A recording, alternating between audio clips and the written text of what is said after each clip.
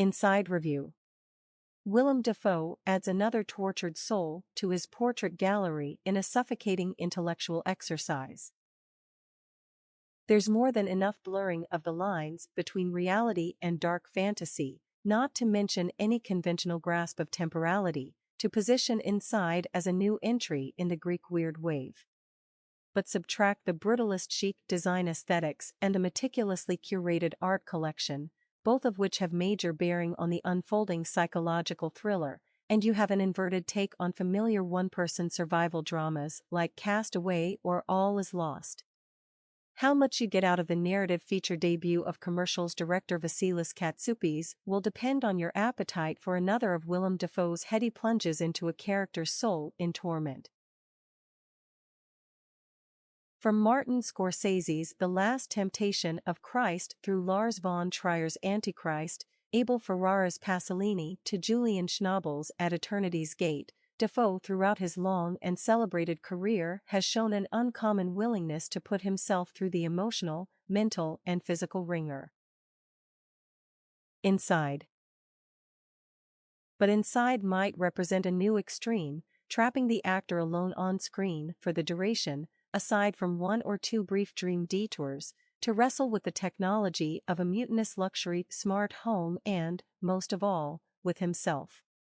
That will make this March release from Focus a tough sell, especially since it feels less like a story than an agonized fever dream, or one of those endurance art installations, like Tilda Swinton snoozing in a glass box at MoMA. Dafoe plays an art thief named Nemo who breaks into the sprawling Manhattan penthouse of an unidentified one-percenter with the specific task of removing some prized portraits by Egon Schiele, valued at a cool $3 million. But before he can slip away, the security system malfunctions and he's stuck there, abandoned by his accomplice on the outside. Turns out the apartment is designed to make escape just as difficult as forced entry. In voiceover at the start of the film, Nemo recalls being asked as a child which 3 things would he save if his house was on fire. While his classmates at school dutifully listed family members, he boiled it down to an AC/DC CD, his cat and his sketchbooks. On subsequent reflection he discovered, cats die, music fades, but art is for keeps. His involuntary confinement in a home he gradually destroys in futile escape attempts will challenge that belief as he comes to question the importance of art and its role in our existence. When the penthouse becomes a cage, its walls become his sketchbook as he gets lost deeper and deeper inside his own head, more and more detached from reality. "I'm sorry, I destroyed it," he scrawls on an entrance wall in a message to the owner. But maybe it needed to be destroyed. After all, there's no creation without destruction. That's a pretty bleak summation to leave an audience with after almost 2 hours of grueling imprisonment set to a brooding ambient score. But Katsoupis and his screenwriter Ben Hopkins are not interested in rewarding our patience with revelations any more than they are in providing an unambiguous ending. This is a movie that aims to ponder big questions of physical and spiritual survival, of the resilience of the soul, the primacy of energy as it's steadily drained from the protagonist.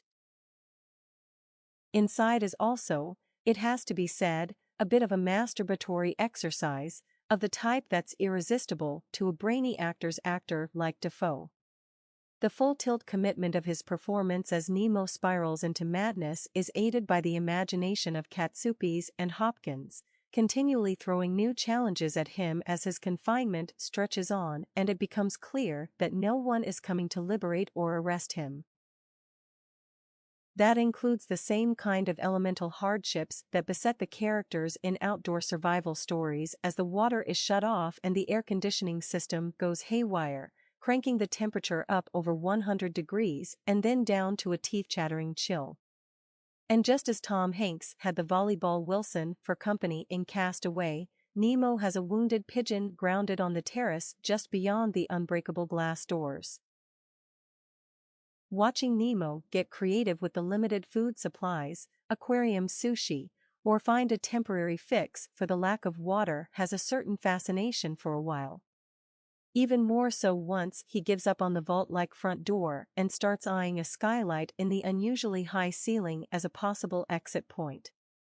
This prompts him to build a rickety tower out of furniture and art pieces, demolishing high-end design elements in ways that will cause decorators to weep. But the movie's high concept becomes steadily more limiting, eventually almost as exhausting for the audience as it is for Nemo. His imagined interactions with the building concierge, residents, or especially a cleaner that he observes daily on the closed-circuit monitors do little to shake up the static nature of the thrill-deprived thriller.